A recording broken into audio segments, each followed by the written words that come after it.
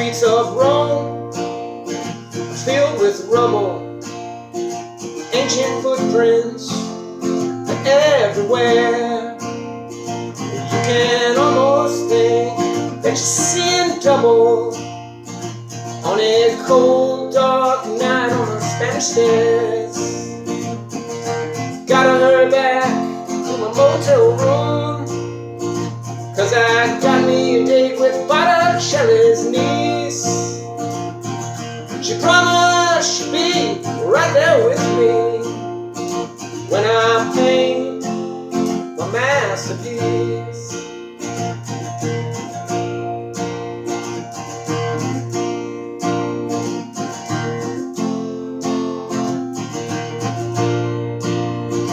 All the hours I spent inside the Coliseum, dodging lions and wasting time. All them mighty kings of the jungle, I could hardly stand to see them. Sure has been a long, hard climb. Train wheels rolling back through my memory as the daylight hours do increase. Someday everything's gonna be smooth like a rhapsody when I paint my masterpiece.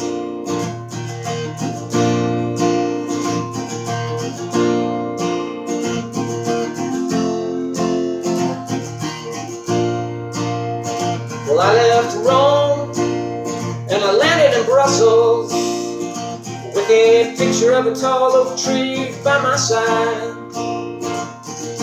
Clergymen in uniform and young girls pulling muscles.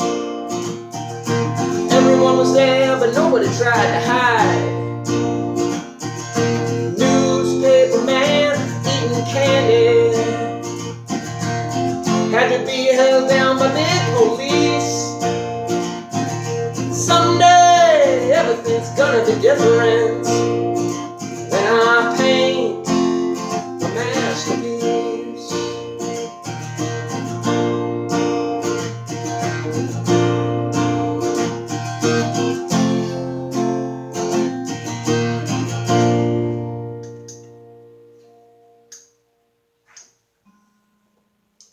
In his Nobel lecture, Dylan suggests that there must be a set of ideals, virtues, conflicts, and stories that define our experience as a civilization across time. These have been, and still are today, exposed through our art in all of its forms. Dylan discusses novels, poetry, and song in his lecture, arguing that the artist's duty, really their reason for existing, is to display these universals to their audience with the goal of explaining what lies beyond our understanding, what causes us to suffer, what vexes us, what makes us wonder, and what brings us joy. Recall the thematic and stylistic features of the three texts in Dylan's lectures. He returns again and again to the folklore, religious imagery, exemplars of stoic triumph, tales of personal suffering, which appear in the narratives of Melville's Moby Dick, Remarques All Quiet on the Western Front, and Homer's The Odyssey. Dylan seems to suggest that literature, like much of art, emerges from a pre-existing or a priori base, a substrate of enduring fundamental mythology, stories, character types, archetypes, rather than being created by authors from inside their own stories or from their own lived experience. And what is most puzzling to me about Dylan's lecture is his valorization of Buddy Holly. He cites Holly and other folk and R&B musicians, blues musicians, as examples of artists who inspired him to write his songs in the literate but earthy manner he has become renowned for.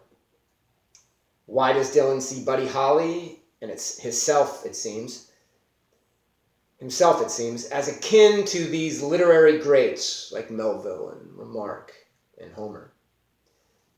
Perhaps it is because Dylan believes that Holley and other canonical artists were self-consciously aware at some level of their special role to play in the human experience, an obligation to use their storytelling gifts to present the human condition in all of its instability, its confusion, impurity, and malevolence, while offering ultimately a hopeful set of messages for potential redemption and transcendence.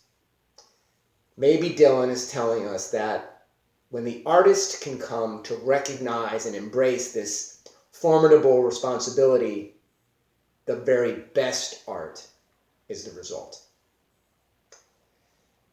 At the end of his lecture, Dylan recalls Homer's plea to the muses to sing through him.